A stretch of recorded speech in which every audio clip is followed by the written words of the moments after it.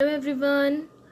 Today we will continue this poem, A Prayer for My Daughter, which was written by William Butler Yeats. In yesterday's class, we had completed 5 stanzas. Today we will continue with the stanza 6. In stanza 6, may she become a flourishing hidden tree, that all her thoughts may like the linnet be. Have no business but dispensing round their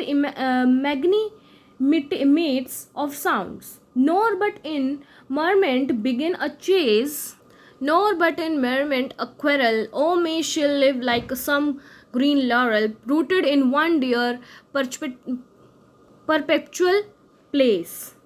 So here poet compares his daughter to the tree. वो अपनी daughter को tree से compare कर रहे हैं because it grows strong hidden and fruitful like the linnet bird.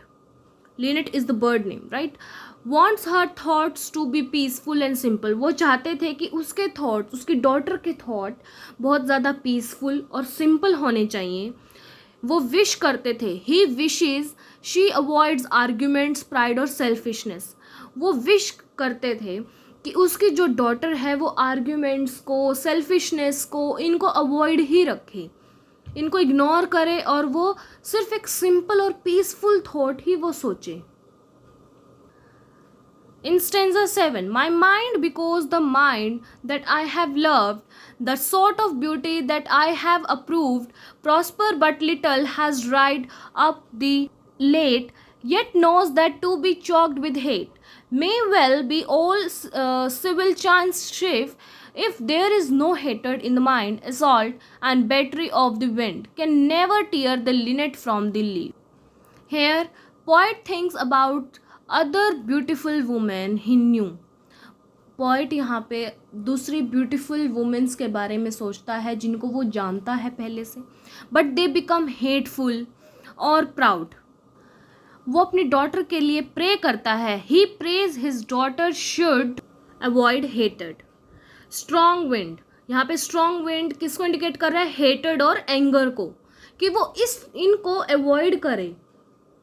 Can not shake the linnet bird, symbol of innocence and love.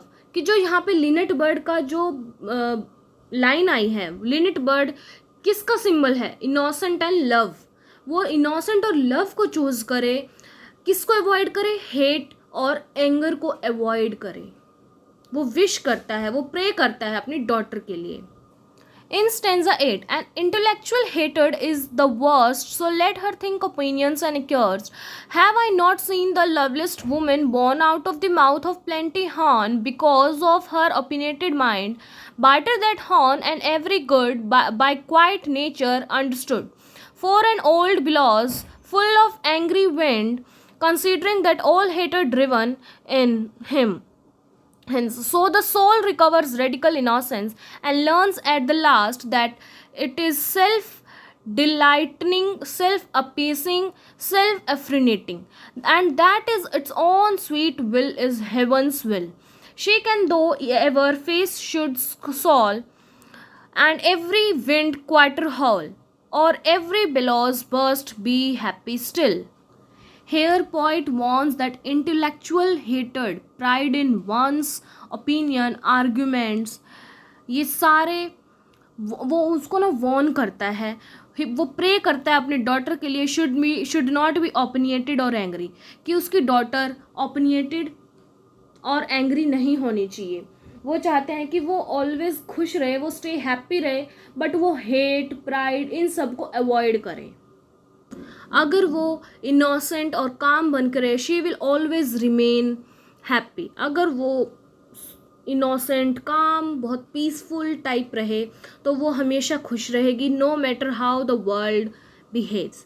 फिर matter नहीं करता है कि जो वर्ल्ड है वो कैसे बिहेव कर रहा है, that doesn't matter.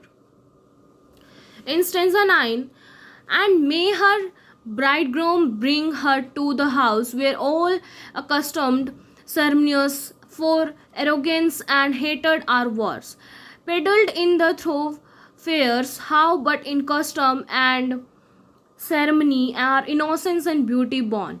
Ceremony is a name for rich horn, and custom for the spreading laurel tree.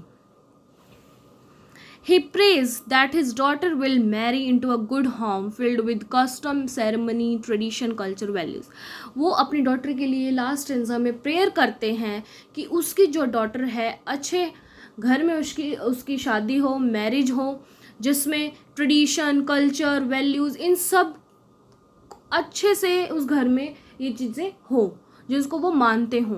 Customs and ceremony protect innocence. जो कस्टम है और जो सेरेमनी है वो इनोसेंस को प्रोटेक्ट करके रख सकते हैं, ब्यूटी को.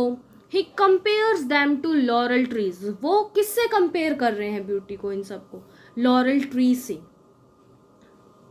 और लॉरल ट्री से क्यों कंपेयर करें? Because laurel is the symbol of victory, honour. ये सिंबल है विक्ट्री और ऑनर का. ठीक है, peace and victory.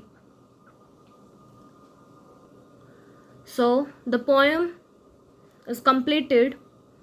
If any student had any doubt, you can comment me.